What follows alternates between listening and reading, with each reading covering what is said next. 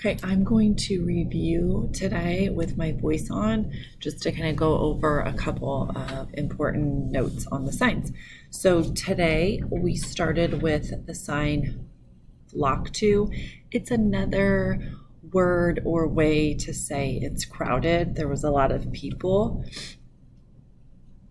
okay, or a large amount, large group of people. Okay, the next one, tend to. I use this a lot. I think I taught it to you guys in Unit 5.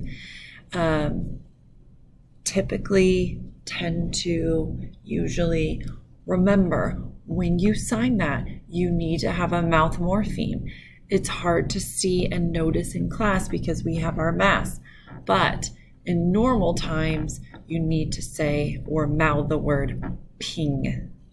P-I-N-G. Ping. Okay, moving on to sports. A lot of these signs, as you probably notice, or if you already know some sports signs, they're very iconic. So they look like what the sport represents. Okay, so baseball. Basketball has multiple sign options with it. I always like to show you all the different varieties of the signs, so that way you're familiar with when you see it. I typically sign basketball, but you can also sign basketball or more of a gesture basketball. Next one, bike, like you're pedaling bike. Bowling, just like you're rolling the bowling pin, ball down the pins. Football, I think, used and practiced quite a bit in past or previous classes, so you should know that one. Golf,